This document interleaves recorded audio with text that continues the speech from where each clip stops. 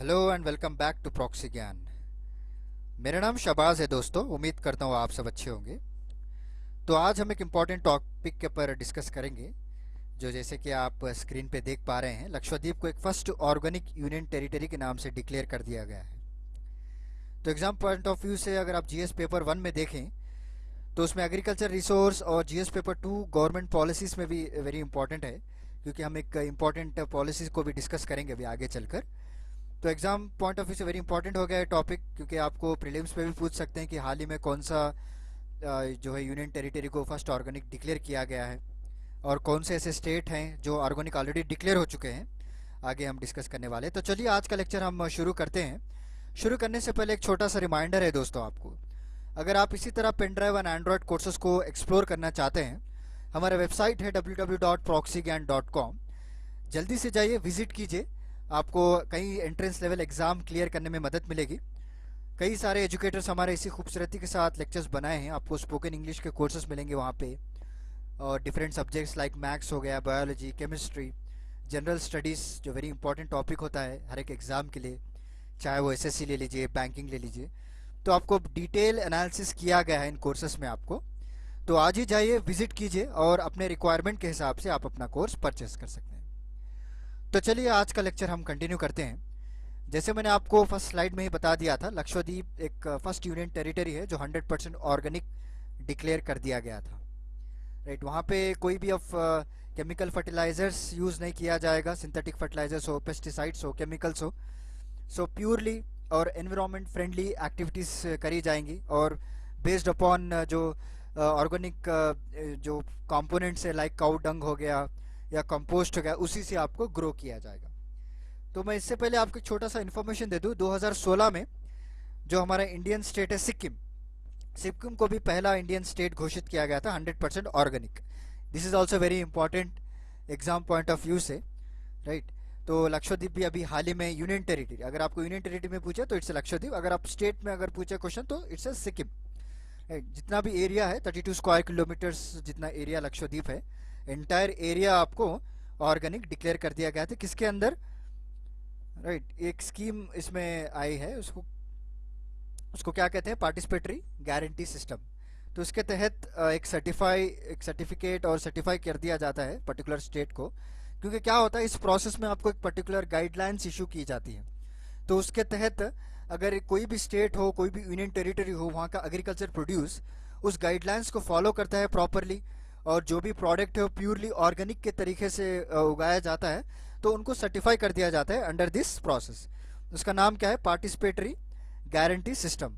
This is also very important. अगर आप GS paper 2 देखें, गवर्नमेंट पॉलिसीज़ के अंदर आपको एक वेरी इंपॉर्टेंट टॉपिक हो गया है, राइट, क्योंकि ये न्यूज़ में आया है, तो मैंने सोचा कि आपके सामने इसके भी थोड़ा डिटेल आपके सामने रख दूँ। तो इसको कौन इम्प्लीमेंट किया गया था? Ministry of agriculture and farmers welfare के द्वारा इसको लाया गया था, और उनका मेन यही काम है जितने भी लो क्वालिटी स्टैंडर्ड्स को चेक करना और उसको एग्रीकल्चर प्रोड्यूस से निकाल देना, और पूरा जितने भी ऑर्गेनिक प्रोडक्ट्स है उसको सर्टिफाई करना इनका मेन काम है, राइट। इनके सर्टिफिकेशन में आपको एक स्टेटमेंट दी जाएगी, प्रॉपर गवर्नमेंट इशू सर्टिफिकेट होगा है, और डॉक्यूमेंटेड लोगो भी आएगा इस सर्टिफिकेट में, राइट। सो बस आप इतना याद कर लीजिए कि इसकी कौन सी मिनिस्ट्री अंडर आती है आपको? Ministry of agriculture and farmers welfare. Basically ये जो पीजीएस सिस्टम है, ये आपको 4 पिलर्स पर बनाया गया है। दिस इज़ वेरी इंपॉर्टेंट अगर आप आंसर राइटिंग लिखना चाह रहे हैं। तो 4 पिलर्स क्या क्या होते हैं? फर्स्ट हो गया पार्टिसिपेशन, सेकंड हो गया shared vision, okay, common vision होना चाहिए, थर्ड हो गया ट्रांसपेरेंसी, और फोर्थ हो गया ट्रस्ट।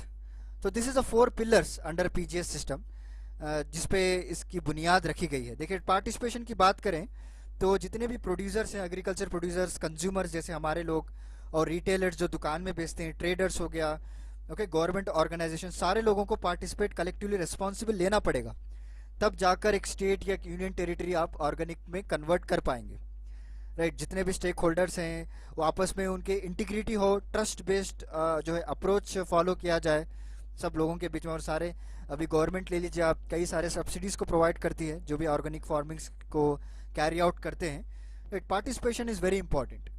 जब पार्टिसिपेशन ही नहीं रहेगा तो और लोगों में जागरूकता कैसे आएगी, अवेयरनेस कैसा आएगा, राइट। उसके बाद हो गया शेयर्ड विजन।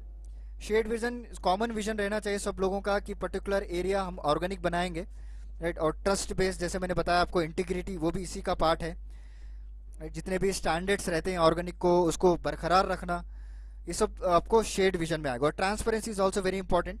जितना भी प्रोसेस किया जाता है ऑर्गेनिक फार्मिंग में, उसको ट्रांसपेरेंसी भी बनाए रखना वेरी इंपॉर्टेंट है, राइट।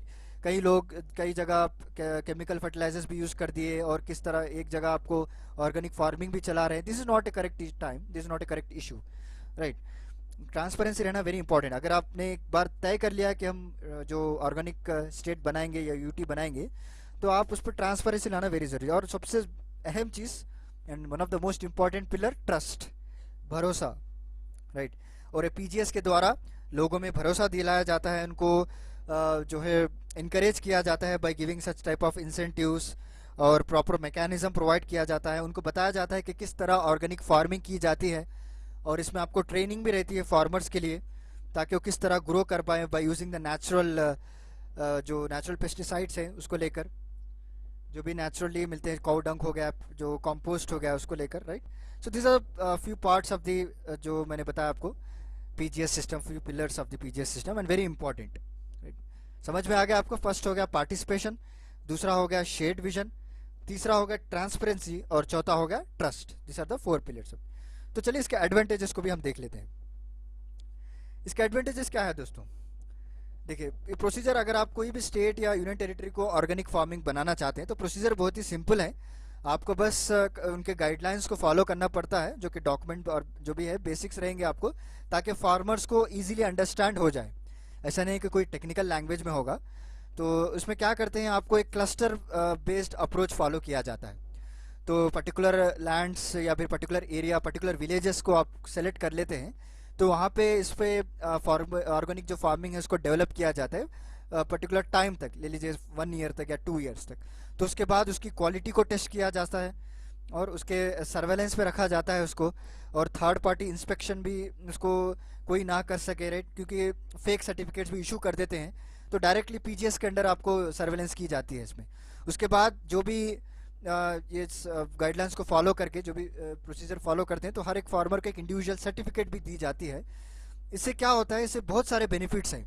देखिए, आजकल क्या हो गया है, due to the usage of this fertilizers और केमिकल्स, पेस्टिसाइड, जितने इंसेक्टिसाइड जितने भी हैं, उसके वजह से हेल्थ पर ज़्यादा इफेक्ट पड़ने लगा है। तो लोगों में आजकल अवेयरनेस आना शुरू हो गया है कि वो भी ऑर्गेनिक की तरफ डाइवर्ट होना शुरू कर दिए। अगर आप सिटीज़ में देखें, तो सेपरेट आपको सुपरमार्केट्स ही मिलेंगे ऑर्गेनिक फार्मिंग्स के। वहाँ पे प्योरली जितने भी वेजिटेबल्स है वो डायरेक्टली आपको वहाँ से लाया जाता है ऑर्गेनिक फार्मिंग से, राइट। पीपल जो है, लोग पसंद कर रहे हैं खरीदना। तो उसके वजह से क्या होता है, फार्मर्स का जो है एक उनका जो बिजनेस है वो इम्प्रूव हो जाएगा। दे will have a wide platform, और उनके पास अगर सर्टिफिकेट है तो वो अभी फ़ायदेमंद है, राइट। और उनका जो भी प्रोड्यूस है वो इंडिपेंडेंट हो सकते हैं, किसी के ऊपर डिपेंड नहीं हो सकते हैं, राइट। चाहे वो सुपरमार्केट में सप्लाई कीजिए या मंडीज में ही डाल दीजिए या फिर इंडिविजुअली लोगों को दीजिए, but people trust them. This is very important, right. So ये बड़े एडवांटेजेस हैं जो इसके द्वारा फार्मर्स को प्रोवाइड किए गए हैं, राइट।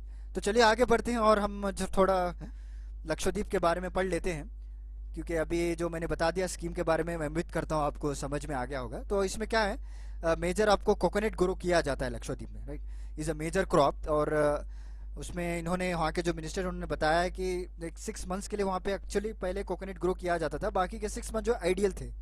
तो उसके बाद क्या हुआ है, जो भी 6 मंथ है उसको प्रॉपरली यूटिलाइज किया जाएगा नट्स बनाने में, या फिर उसको, क्योंकि स्टैंड स्टिल पीरियड वो वेस्ट करना नहीं चाहते, क्योंकि जितने भी हैं द पीरियड, जो भी 6 मंथ्स लगाते हैं पीरियड मई टू दिसंबर, तो उसमें क्या होता है, स्टैंड स्टिल आ जाती है। अभी वहाँ पे कोई काम नहीं होता, क्योंकि क्लाइमेट कंडीशन इतना नहीं रहता है कि ग्रो करने के लिए। तो उस पर आप वो दूसरा क्रॉप्स ग्रो करने की बात की गई है, और उन्होंने जितने भी उसके जो प्रोड्यूस जो कोकोनट से बनाए जाते हैं उसकी भी बात की गई है।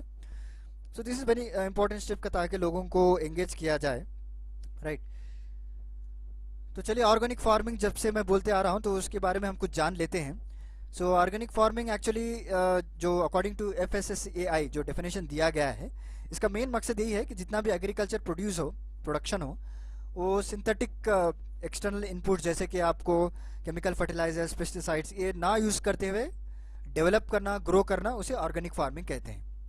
बेसिकली आपको तो इतने स्लाइड्स में मैं आपको बहुत बार बता चुका हूँ, बट एक डेफिनेशन के तौर पर आपको सामने लेकर आया हूँ, ताकि आप एग्ज़ाम में अगर लिखें तो आप इस तरह से एक डेफिनेशन लिख सकते हैं, राइट।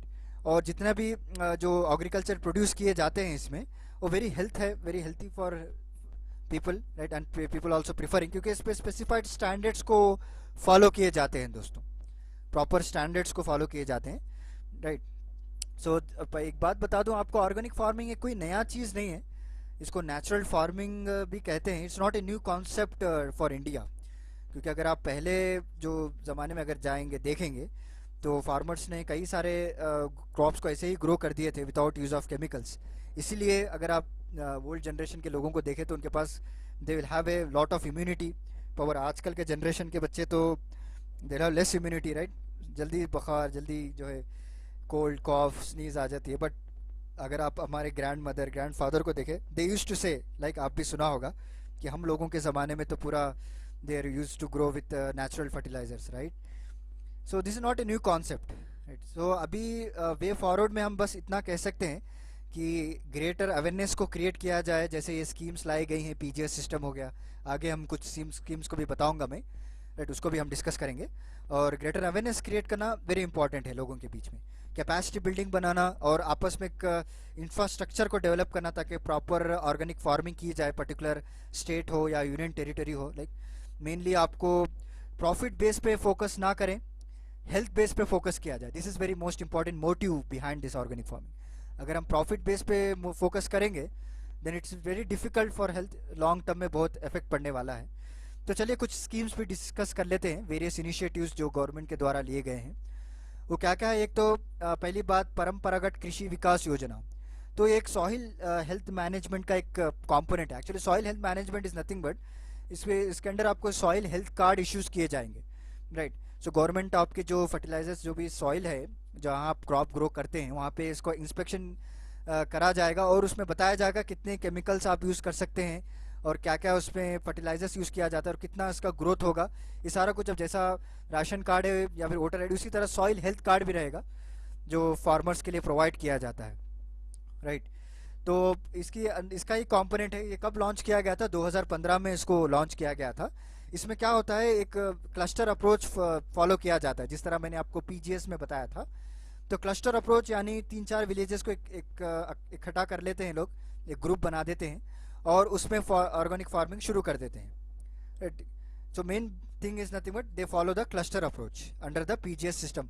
और जो भी जो सर्टिफिकेट रहेगी वो भी पीजीएस सिस्टम ही आपको दिए जाएगा इसमें सर्टिफिकेट। नेक्स्ट आपको अग्री एक्सपोर्ट पॉलिसी 2018 भी लाया गया था और इसमें मेनली यही फोकस था कि इंडिया में प्रोड्यूस किया जाए सब कुछ और इंडियन जो प्रोडक्ट्स हैं वो भी प्रमोट किया जाए। So this are all related to our आत्मनिर्भर Bharat, right. This is also very important, आप उससे लिंक कर सकते हैं। और जितने भी प्रोड्यूस किया जाएगा वो सारा ऑर्गेनिक फार्मिंग हो। इससे क्या होता है दोस्तों, देखिए, अगर आप इंडिया में कम्प्लीटली ऑर्गेनिक फार्मिंग शुरू कर देंगे तो ग्लोबली आपका डिमांड बढ़ जाएगा, राइट।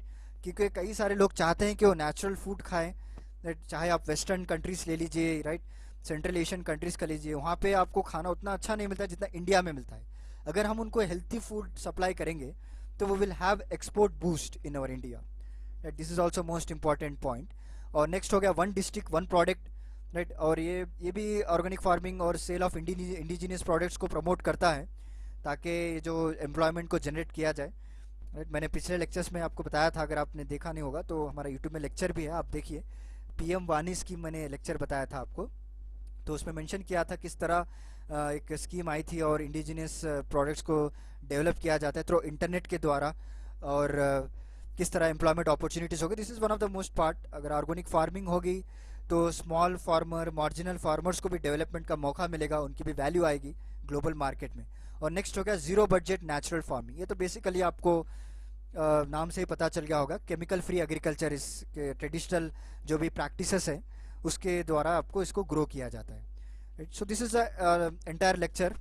उम्मीद करता हूँ आपको समझ में आ गया होगा कि किस तरह हमने डिस्कस किया लक्षद्वीप के बारे में और उसका एक इम्पॉर्टेंट क्रॉप जो कोकोनट ग्रो किया जाता है उसके बारे में भी हमने डिस्कस किया।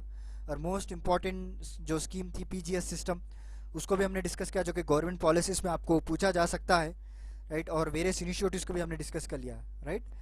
तो उम्मीद करता हूँ आपको मेरा लेक्चर पसंद आया होगा। तो चलिए मिलता हूँ फिर मैं आपको अगले लेक्चर्स के साथ कुछ इंटरेस्टिंग टॉपिक लेकर आता हूँ। तब तक के लिए धन्यवाद दोस्तों। Let's get